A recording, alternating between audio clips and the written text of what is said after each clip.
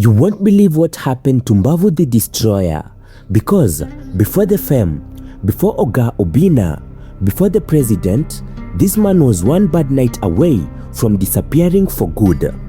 Picture this: Dandora, midnight, he's an ex-NYS guy doing odd jobs, pulling night shifts as a watchman, then training with literal building blocks, mawe, because he couldn't afford a gym. People laughed. Joker, clown, just a comedian. But listen, the painful truth that nobody talks about is what he was really fighting for: his mother. And what happened next? Tears, as Mbavu admits the one promise he made her: a decent life, a real home, even if it meant getting humiliated online every single day.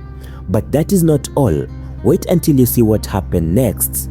Because the final moments before he blew up, it was not a victory, it was a controversy, a viral TikTok beef, a phone call that changed everything, and a decision Mbavu made behind the scenes that could have ended his story or turned him into a monster on the internet. And when Oga Obinna stepped in, what happened after that? Even Mbavu the Destroyer was not ready for it.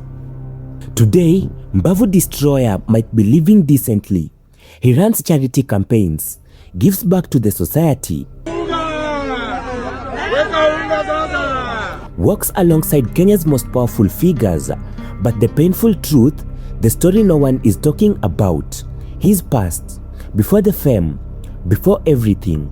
This is the complete unfiltered story of Mbavu Destroyer's humble beginning, a journey through the harsh realities of life as an ex-NYS trainee, working odd jobs. Critics said he was a joker, a comedian looking for attention.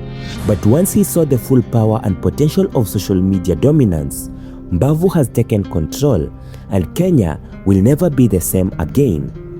Now, let us rewind the clock way back before the viral videos, before the millions of views, before the TikTok wars. Ferdinand Omondi was not born with a silver spoon. He was raised by a single mother in Migori County, one of Kenya's most underserved regions. Resources scarce, opportunities even scarcer. His childhood home was modest, and that is me putting it kindly. As the firstborn son, Ferdinand felt a weight that most young boys never experience: the weight of responsibility. His mother worked tirelessly, sacrificing her own comforts, her own dreams, just to put food on the table. And young Ferdinand watched. He watched her struggle, he watched her pray, he watched her cry when she thought no one was looking. And in those moments, a fire was lit inside him, a fire that would one day consume the entire Kenyan internet. Education was a luxury Ferdinand couldn't afford. While other children went to well-funded schools learning mathematics, Ferdinand attended what he now calls the school of life. The streets became his classroom, surviving became his curriculum, and his mother, she became his only motivation. He would later say in an interview, "You can't get a mother twice. She is my first love, my biggest motivation, the reason I wake up every single day. But motivation doesn't pay bills, motivation doesn't put food on the table, and motivation doesn't build houses." Ferdinand needed more than just dreams, he needed action. Like thousands of young Kenyan men seeking direction, Ferdinand enrolled in the National Youth Service, the NYS. The government program promised discipline, skills, and a pathway to employment. And Ferdinand grabbed that hope with both hands. The training was brutal: early morning drills, physical conditioning that pushed bodies to their absolute limits, mental fortitude exercises dignified, designed to break the weak. But Ferdinand didn't break. He thrived. The NYS instilled in him a warrior's mentality, a discipline that will later define his boxing persona. But here is the painful truth that nobody talks about. After completing his NYS training, Ferdinand discovered what millions of Kenyan youth discover every single year: the job market closed, opportunities non-existent, promises empty. The formal sector had nothing for him. No company was calling, no government position was waiting, just silence. And the bills kept on coming. So Ferdinand did what survivors do. He took any jobs he could find. First came the construction sites. Under the scorching sun, Ferdinand carried cement bags, mixed concrete, laid bricks. His hands developed calluses upon calluses. His back ached from labor that would cripple weaker men, but he never complained. Why? Because every shilling, every single coin he earned brought him one step closer to his dream, a decent life for his mother. Then came the night watchman position. While Nairobi slept, Ferdinand stood guard, protecting properties he could never afford to own, watching over businesses he could never dream of starting, standing in the cold, in the rain, in the darkness for hours that felt like eternities. But wait until you see what happened during those lonely nights, because it was during these night shifts, in the dead silence, that Ferdinand made a decision that will change everything. He decided to train, not in some fancy gym with modern equipment. Ferdinand trained with what he had: rocks, building blocks, stones. He will lift mawe, building blocks, for hours during his night shifts, biceps curls with concrete blocks, shoulder presses with stones, squats while holding rocks that will make professional weightlifters wince. And this wasn't just training, this was survival conditioning. This was a man refusing to let his circumstances define his future, and the other watchmen, they laughed. But that is not all. Wait until you see what happened when Ferdinand discovered TikTok, because what started as a simple video will spiral into a national phenomenon, a rivalry that will catch the attention of media moguls, celebrities, and even the president of Kenya. Stay with me, because we're just getting to the explosive part. Every superhero has an origin, right? For Ferdinand Omondi, his transformation into Mbavu the Destroyer began with a smartphone, a TikTok account, and a raw unfiltered authenticity. The year 2023, social media in Kenya is exploding. TikTok had become the platform where ordinary people could become extraordinary overnight, and Ferdinand, he understood this better than most. While working his odd jobs, he started posting videos, simple content at first, training clips showing him lifting his famous mawe, motivational messages about never giving up, stories about his mother and his dreams. But then, something magical happened. He discovered his voice. Not just his physical voice, but his personal Mbavu Destroyer was born. The name itself carried power.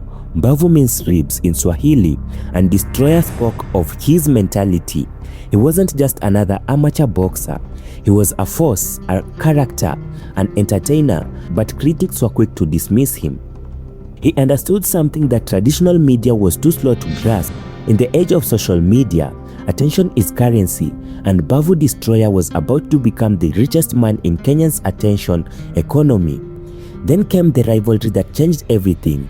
Enters Majembe, another amateur boxer from Nairobi streets, another hustler trying to make it, another fighter with dreams bigger than his circumstances. Nobody knows exactly how it started.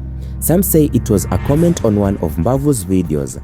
Others claim it began at a local boxing event. Everyone agrees on the beef was real. Mbavu and Majembe began exchanging words on TikTok. Not polite disagreements, full-blown verbal warfare. Nitakupiga hadi ulale, wewe ni muoga. Meet me in the ring and I will show you who is the real destroyer. Back and forth, day after day, video after video, and Kenyans, they were eating it up. The comment section became battlegrounds. Team Mbavu versus Majembe. Thousands and tens of thousands, then hundreds of thousands of Kenyans were watching. The videos went viral, and not just in Nairobi, not just in Kenya, but across East Africa. Oga Obinna, one of Kenya's most successful media personalities, comedian and entrepreneur, he saw something in Mbavu and Majembe rivalry that others missed. Not just entertainment value, not just viral potential, he saw opportunity. An opportunity to create something Kenya had never seen before, a real boxing event built on social media hype. Obinna reached out to both fighters. The pitch was simple but revolutionary. Let's take this beef from TikTok to the ring. Let's create a real fight. Let's give the people what they want. And the prize, 1 million Kenyan shillings to the winner. For context, That is approximately $8,200 for most Kenyans. That is more than a year's salary. For Mbavu, it was the answer to his prayers. That money could build his mother a house. That money could change his family's life forever. The money represented everything he had been fighting for. The event was named Vurugu. You won't believe what happened to Mbavu Destroyer. Oga Obinna made sure both fighters had everything they needed. Oga Obinna, nutritionists, coaches, this man was one bad night away, and this wasn't appearing for good anymore. This was professional, but even with all this support, midnight, Mbavu never forgot his NYS guy in interview after interview, pulling night about his mother. Watchman, I'm not fighting for fame, with literal building blocks. His voice thick with emotion. He couldn't afford my mother's house. People fighting to give her the life she deserves. Clown, she raised me alone. Just a comedian. She sacrificed everything. But listen, this is my chance to pay her back. Nobody talks and the Kenyan public is what he was really fighting for. This wasn't manufactured drama, and this was real emotion from a real person, as Mbavu admits, and the one promise something nobody expected, a decent life. The president of Kenya himself, even if it meant getting humiliated online every single day. President Ruto had campaigned on a hustler narrative. Wait until you see what happened next. Ordinary Kenyans. Because and the final moments before he was the perfect embodiment. It was not a victory. It was a controversy, a move that shocked the nation. TikTok President Ruto made phone call that changed everything. He would personally contribute 1 million shillings to both behind the scenes. That just the winner. His story, Mbavu and Majembe into a monster on the internet training and when Oga Obinna stepped in to show that the government recognized and valued the hustler spirit. Destroyer. And can you imagine ready for what was going through Mbavu's mind at that moment? Mbavu Destroyer might be living decently. He runs charity campaigns, personal support, gives back from the president of Kenya. It was surreal. It was unprecedented.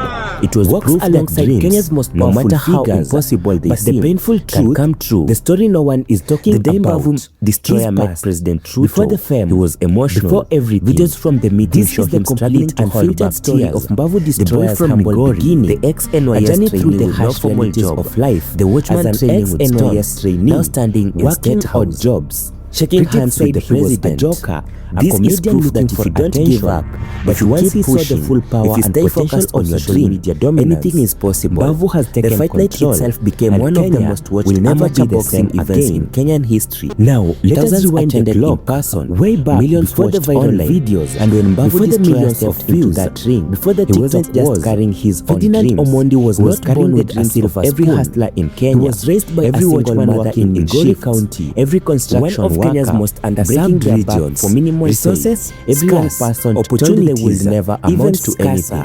His childhood home was modest, and that is me putting it but regardless of the outcome. As the firstborn son had already Ferdinand felt they had escaped the streets. Most young boys never experienced platforms, the weight of responsibilities. Today, Mbavu's mother works tirelessly, sacrificing her own comfort, the house, her own dreams, the house just for his mother on the table, financial stability achieved, national recognition secured. He watched her pray, but here is what makes Mbavu cry when she thought no one was looking. And he hasn't forgotten where he came from. A fire was lit inside. He hasn't turned his back on the streets that shaped him. Consumed the entire Kenyan abandoned the Watchman. Education was a luxury Ferdinand couldn't the hustlers still grinding. While other children went to well-funded schools for them. Learning mathematics. Mbavu regularly runs charity campaigns in Dandora. What he now calls the school of life. Training centers to motivate his trainees. Surviving became his curriculum. At youth forums, his mother, churches and community centers. Motivation.